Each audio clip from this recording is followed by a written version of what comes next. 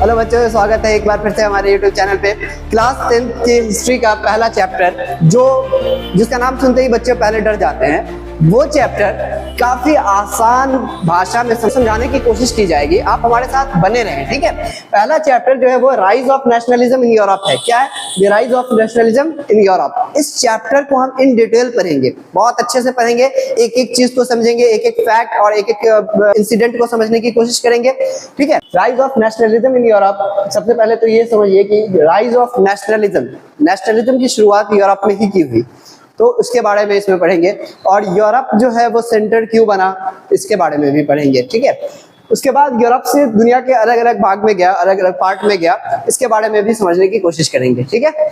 बात करते हैं पहले जो फ्रेडरिक सोडियो नाम के एक आदमी थे, आर्टिस्ट फ्रेडरिक सोडियो इन 1848 कब 1848 में visualized world as democratic and social republic. क्या ये किया था उन्होंने? विजुअलाइज किया था वर्ल्ड को।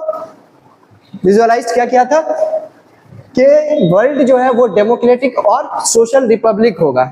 तो डेमोक्रेटिक, जो आज डेमोक्रेसी को प्रैक्टिस कर रहे हैं, उसके बारे में बात किया था उन्होंने, ठीक है। और रिपब्लिक जहां पे लोगों का रूल होगा इंस्टेड ऑफ मोनार्की, ठीक है। मोनार्की की जगह पे लोगों का रूल होगा, इसके बारे में उन्होंने बात किया था।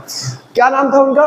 फ्रेडरिक सोडियो, ठीक है। 1848, ये याद रखिएगा, उनकी एक पेंटिंग, ठीक है। पेंटिंग का नाम जो है world as democratic and social republic, इसका नाम है। उसके बाद द फर्स्ट प्रिंट जो था इसका सोडियो का, show the people of Europe, कहाँ के? Europe and America, men and women of all ages and social classes marching in a long train of and offering homage to the Statue of Liberty, ठीक है। अब यहाँ पे Europe और America के लोग जो हैं, ये ऑल क्लास के, ऑल कास्ट के, ऑल मेन और विमेन, बच्चे, बूढ़े, जवान, सारे लोग क्या कर रहे हैं? होमेज दे रहे हैं। किस चीज को होमेज दे रहे हैं? स्टैचू ऑफ लिबर्टी को। मतलब इसको ऐसे देखिए, होमेज का मतलब होता है कि श्रद्धांजलि के तौर पे देख सकते हैं, ठीक है। तो ये श्रद्धांजलि देने की कोशिश कर रहे हैं स्टैचू ऑफ लिबर्टी को, आप उसमें देख सकते हैं, ठीक है। Statue of Liberty as they pass by it, और जो है जैसे वो उसको पास करते हैं, उसको श्रद्धांजलि देते हुए पास करते हैं, ठीक है। स्टैचू ऑफ लिबर्टी को अमेरिका को फ्रांस ने गिफ्ट किया था, ये बात आपको पता है।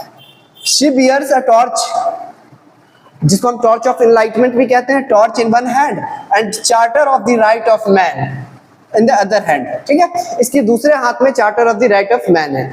एक हाथ में इनके मशाल है जो टॉर्च ऑफ एनलाइटमेंट कहलाता है, जो नए आइडिया को, डेमोक्रेटिक आइडिया को, सोशलिस्ट आइडिया को, रिपब्लिक आइडिया को दर्शाता है, जो मेन और विमेन के इक्वल राइट को दर्शाता है, ठीक है। और दूसरे हाथ में उनके जो है